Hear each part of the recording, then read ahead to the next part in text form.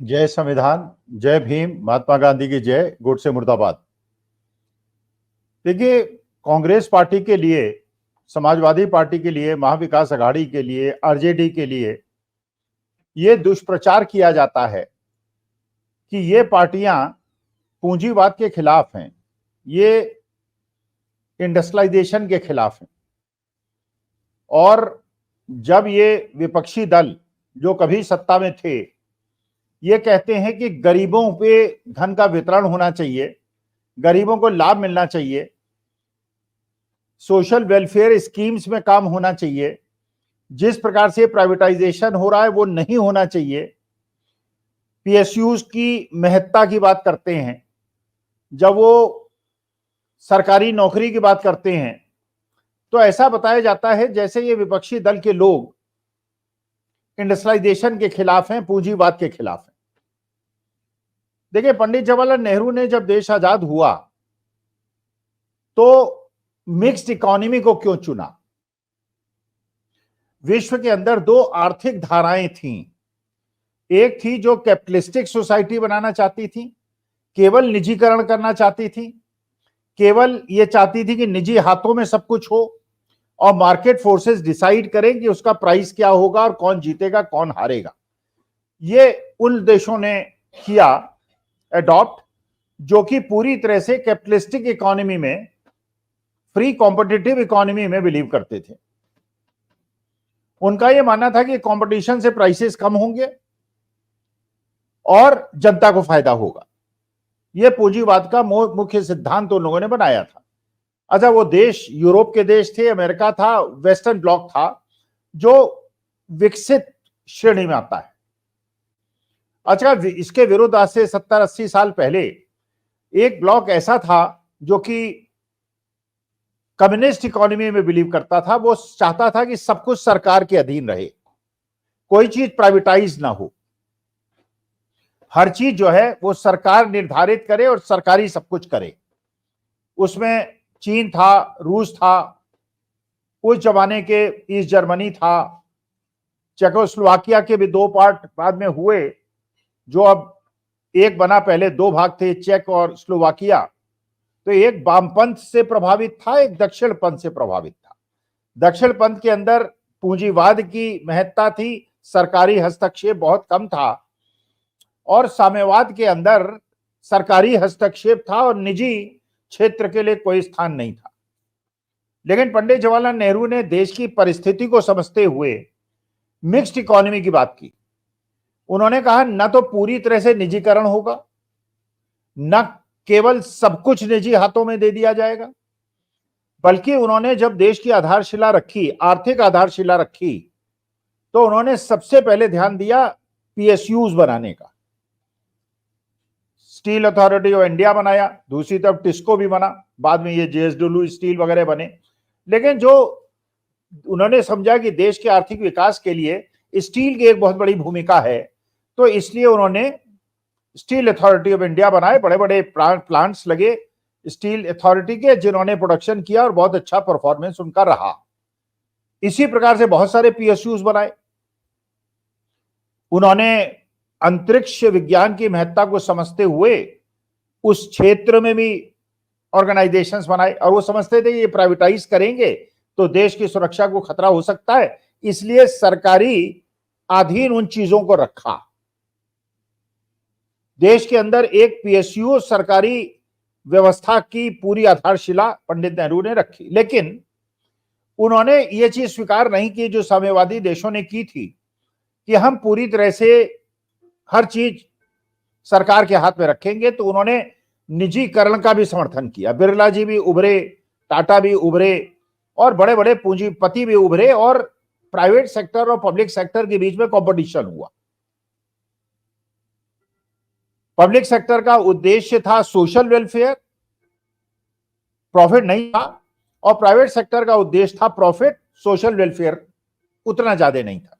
Competition हुआ, prices कम रखने में मदद मिली, और देश का जो मकसद था वो ना साम्यवाद था, ना पूंजीवाद था, बल्कि समाजवाद था, जिसमें सामाजिक सुरक्षा का भी ध्यान रखा जाए, हर चीज को प्राइवेटाइज ना किया जाए, जिससे गरीब और वंचित लोग लाभ के वंचित ना हो पाए, जैसे चिकित्सा व्यवस्था और शिक्षा व्यवस्था में।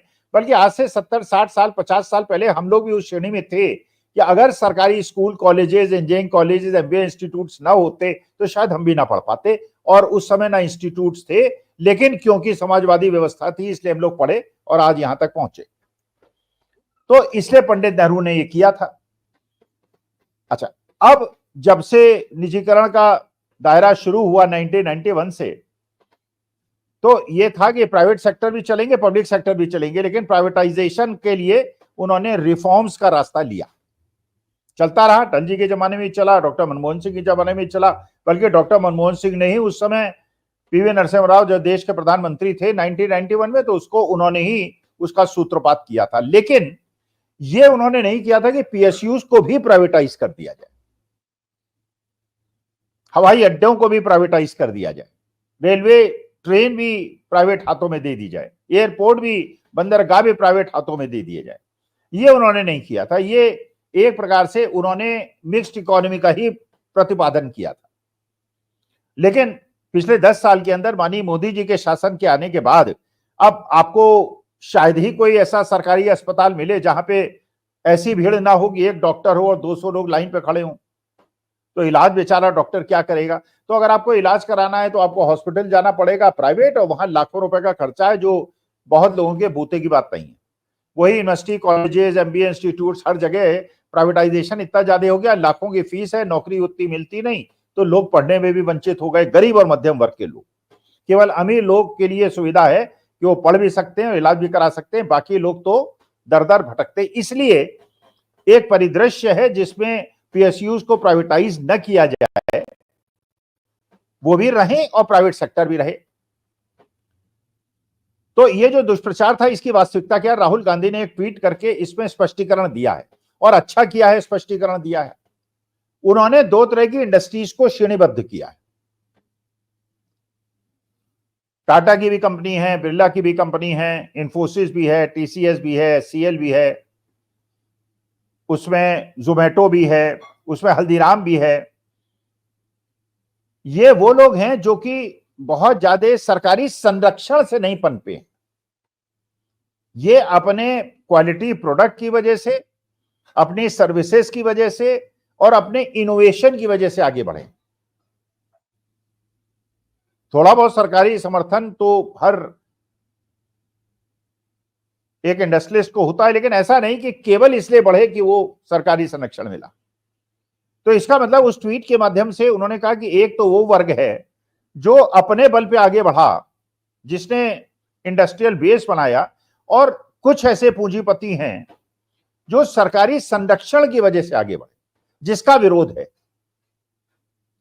और क्योंकि ये सरकारी संरक्षण से बड़े हुए पूंजीपति इतने ज्यादा मजबूत हो गए हैं कि आज के तारीख में केवल इनके पास फाइनेंशियल रिसोर्सेज हैं, और जो पुराने अपने बल पे चढ़े हुए पूंजीपति हैं उनको वो कंपटीशन करने की स्थिति में नहीं। अच्छा, इसमें सरकारी बैंक्स का भी बहुत बड़ा योगदान है। सरकारी बैंक्स का जो लोन का वितरण होता है उसमें भी देखा गया कि उन लोगों को पैसा मिलता है जिनका पहले ही पैसे की कमी नहीं है, सस्ते ब्याज दर पे मिलता है, और जिनको पैसे की जरूरत है उनको यही पूंजीपति ज्यादा इंटरेस्ट रेट पे देते हैं, तो पैसे के में भी अपना पैसा कमा लेते हैं पूंजीपति। तो राहुल गांधी ने स्पष्ट किया कि भाई हम पूंजीवाद के खिलाफ नहीं हैं, हम इंडस्ट्रियलाइजेशन के खिलाफ नहीं हैं, बल्कि हम ये चाहते हैं कि सरकारी मदद से जो पूंजीवाद पनप रहा है और लाखों करोड़ों रुपए केवल वही 20-25 गिने चुने लोगों का ऋण माफ हो रहा है, और बाकी जो मध्यम वर्ग और छोटा उद्योग और बिजनेस वाला है उसका कुछ नहीं हो रहा है, उस पर उन्होंने एक प्रकार से अपनी नीति को स्पष्ट किया। तो एक चीज उन्होंने बहुत अच्छी की।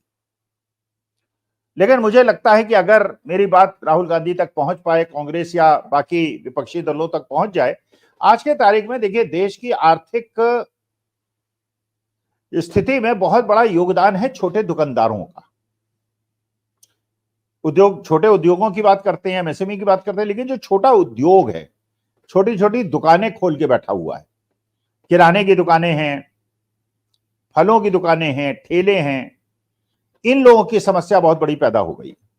और यह बड़ी समस्या इसलिए पैदा हो गई कि एक तो बड़े बड़े मॉल्स खुल गए हैं, स्टोर्स खुल गए, जो 7 मिनट के अंदर आपके घर में सामान पहुंचा देते हैं।